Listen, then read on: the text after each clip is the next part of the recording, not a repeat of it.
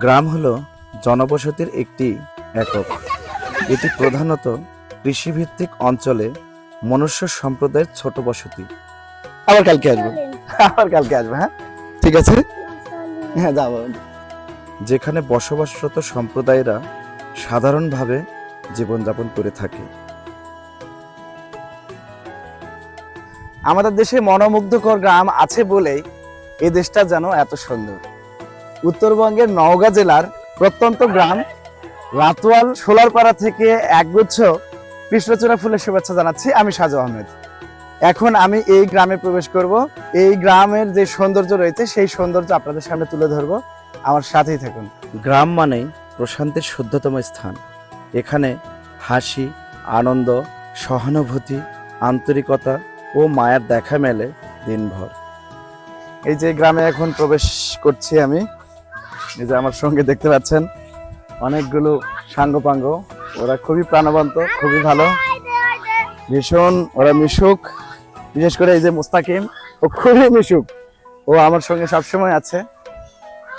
ওর গ্রাম আমাকে দেখাবে, ওর বাড়িতে আমাকে নিয়ে যাবে।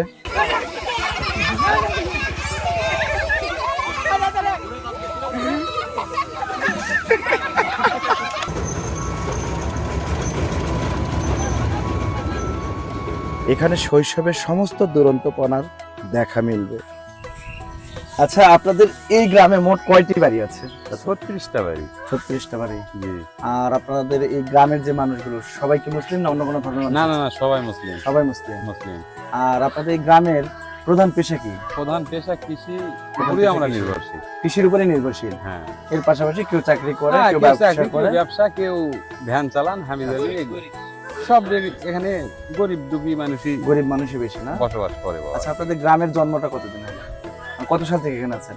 কত সাল থেকে? হ্যাঁ, ধরো যে এটা 2024। 90 থেকে। 90 থেকে। এই যে আপনারা দেখতে পাচ্ছেন ধান পেকে গেছে অলরেডি।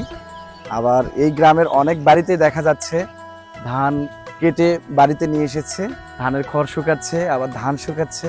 এই যে এখন এই যে আমি এই বাড়িতে ঢুকবো, এই যে বাড়িতে যে আঙিনা রয়েছে সেই আঙিনায় দেখা যাচ্ছে ধান শুকাতে দিয়েছে, আবার তার পাশেই খড় শুকাচ্ছে। এই খড়গুলো আবার জ্বালানি হিসেবে এবং গরুর খাবার হিসেবে এই খড়গুলোকে ব্যবহার করা হবে। এই যে যে গরুগুলো দেখতে পাচ্ছেন সেই গরুর মালিক এই যে আমার পাশে। আপনার এখানে মোট কয়টি গরু আছে? 11টা। 11টি। আর এবার আপনি তো ধান লাগিয়েছেন না? কত বিঘা ধান লাগিয়েছেন? 15 বিঘা। 15 বিঘা।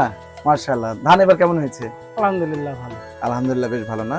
এই ধানগুলো তো আপনার না, এগুলো অন্য মানুষের। আমার ধান এখনো কাটা পড়েনি। আপনার ধান এখনো কাটা হয়নি? আজকাল লোক আসতেছে। আজকে লোক আসতেছে, আসার পর ধান কাটবে। তার মানে আগামী সপ্তাহের মধ্যে আপনার সব ধান কাটা হয়ে যাবে ইনশাআল্লাহ। গ্রীষ্মকালে গ্রামাঞ্চলে কৃষক তার সোনার ফসল ঘরে তোলার কাজে ব্যস্ত সময় পার করে। নতুন ধান ঘরে তোলার আনন্দই অন্যরকম। এ আনন্দে মুখরিত হয়ে আছে রাতুয়াল সোলারপাড়া জনপদ।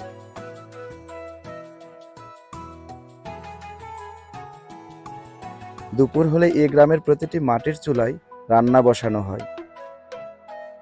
এই গ্রামের সবচেয়ে প্রাণবন্ত, সবচেয়ে আন্তরিক এবং সবচেয়ে ভালো একজন মানুষ পেয়েছি, তবে মানুষটি খুব ছোট।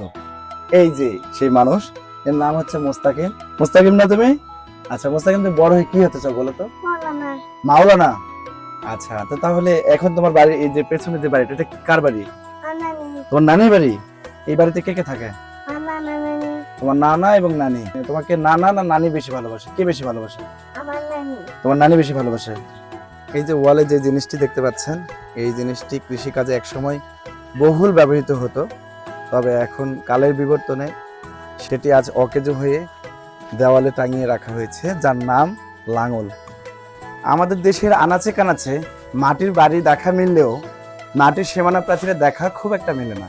তবে এই গ্রামে এসেই যে আমার পেছনে দেখতে পাচ্ছেন একটি মাটির সীমানা প্রাচীর, ভীষণ সুন্দর দেখাচ্ছে বাড়িটি, অনেক সাজসজ্জা সাজিয়ে রেখেছে। শান্তির নগরে শান্তি নিচ্ছে আমার সামনে 3 ধরনের প্রাণী।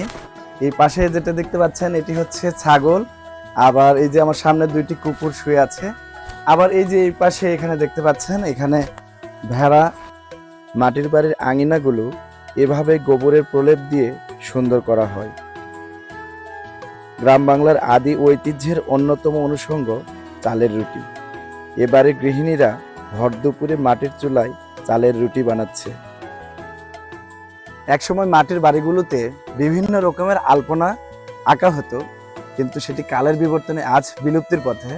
তবুও এই যে এই বাড়িতে দেখতে পাচ্ছি অনেক সুন্দর করে আলপনা আঁকিয়েছে এই বাড়ির গৃহবধূ। দেখেন তার মনের কল্পনা দিয়ে কত সুন্দর করে সাজিয়েছে তার নিজের বাসভবনটি। মাটি, মানুষ ও প্রকৃতি সবকিছুর মেলবন্ধন রয়েছে এই জনপদে।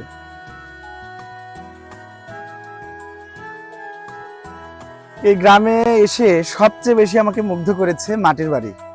এই গ্রামের বেশিরভাগ বাড়ি মাটির বাড়ি, তার মধ্যে আবার কিছু বাড়ি রয়েছে যেগুলো একদম দ্বিতল বিশিষ্ট। এই যে আমার এখানে দেখতে পাচ্ছেন একটি দ্বিতল বিশিষ্ট মাটির বাড়ি, যা দেখে আমি একেবারে মুগ্ধ। তার পাশে আরো বেশি মুগ্ধ হয়েছি, এই যে দেখেন একটি গাছে কতগুলো কাঁঠাল ধরেছে, সেই উপর থেকে একদম নিচ পর্যন্ত অনেক কাঁঠাল। জ্যৈষ্ঠ মাসে এগুলো পাকবে আর তখন আমরা এগুলো খাবো। গ্রামীণ জনপদের রান্নাঘরটি, এটি সাধারণত আঙিনার পাশেই এর অবস্থান হয়। আমি যেখানে বসে আছি এটিও আঙিনার একটি পাশেই। এই যে দেখেন এটি গ্রামাঞ্চলের একটি রান্নাঘর। এই যে মাটির চুলা এখানে বড় একটি, তার পাশে ছোট একটি, তার পাশে এই যে দুই চুলা, তারপর এখানে আবার এক চুলা। কত সুন্দর করে সাজিয়েছে এবং অনেক সুন্দর একটা পরিবেশ। আর আমি যে বসে আছি এগুলোকে এই অঞ্চলে পিড়ে বলা হয়। এগুলো একসময় প্রচুর ব্যবহার হতো, এগুলো কালের বিবর্তনে হারিয়ে যাচ্ছে।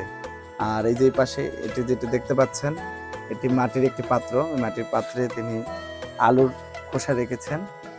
একটু পরে তিনি এখানে এসে বসে রান্না করবেন এই বাড়ির রাঁধুনি। এই যে কি সুন্দর সোমায়াদের বাড়ি, এটা এই যে মাটির বাড়ি অনেক সুন্দর করে সাজিয়েছে। সোমায়া তুমি কোন ক্লাসে পড়ো? ক্লাস 3 তে পড়ো। আচ্ছা, তুমি বড় হয়ে কি হতে চাও? টিচার হতে চাও? তাহলে কি বেশি করে কিন্তু পড়াশোনা করতে হবে। পড়াশোনা করো ঠিক মতো? আচ্ছা ঠিক আছে, তোমার জন্য অনেক দোয়া এবং শুভকামনা রইল। আবহমান গ্রাম বাংলার আরেকটি অন্যতম ঐতিহ্য চাল ভাজা। নতুন চালের চাল ভাজা খেতে ভারী সুস্বাদু। আহা, শৈশবের কি দুরন্তপনা, কি স্বাধীন জীবন। এ জনপদের নারী পুরুষ উভয়ে বেশ পরিশ্রমী।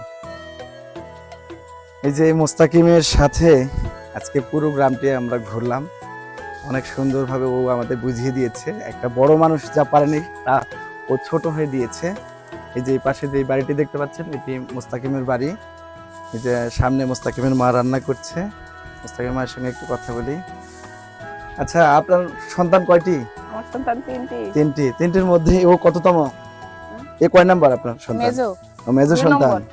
আপনার সন্তানের বুদ্ধি এবং আন্তরিকতা খুবই ভালো, আমরা মুগ্ধ করেছে। ও আবার বলছে যে আজকে যেন আমরা না যাই, ওর স্বাগতে যেন আমরা থাকি। থাকে, সমস্যা কি? মোস্তাকিম বলছে কি জানেন, যে আজকে একটা রুমে আমরা থাকবো, আমরা 3 জন, আর ওরা আরেকটা রুমে থাকবে। আপনাদের নাকি 2টা রুম, হ্যাঁ। তাই না? একটা রুমে আমাদের রাখবে।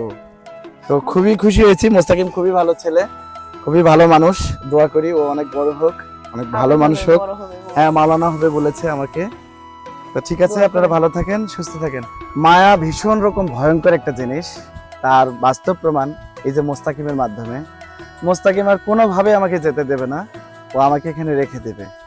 আমারও মন চাইছে না যে ওদের ছেড়ে আমি চলে যাই।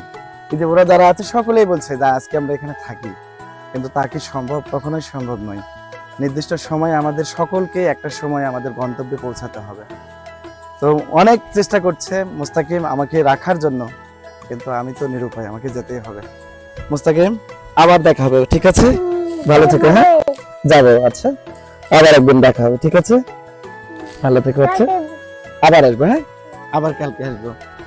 এই যে দেখেন, কোনোভাবে আমাকে ছাড়ছে না, আমাকে থাকতে বলছে। আমি এখন কি করবো বলে? মোস্তাকিম, আবার দেখা হবে। আচ্ছা, আবার আসবো। হ্যাঁ, আবার কালকে আসবো। আবার কালকে আসবো। হ্যাঁ, ঠিক আছে? হ্যাঁ, যাবো, আরেকদিন আসবো। আবার আসবো। হ্যাঁ, আজকে আসে। হ্যাঁ, আজকে আমাকে বিদায় দাও, আমাকে বিদায় দাও আজকে। বলো আল্লাহ হাফেজ, আমি চলে যাই। আমাকে বাড়ি যেতে হবে, আবার একদিন আসবো। হ্যাঁ, নামাজ পড়তে হবে আমাকে, ঠিক আছে? ঠিক আছে, থাকো। আল্লাহ হাফেজ, বলো আল্লাহ হাফেজ। আল্লাহ হাফেজ।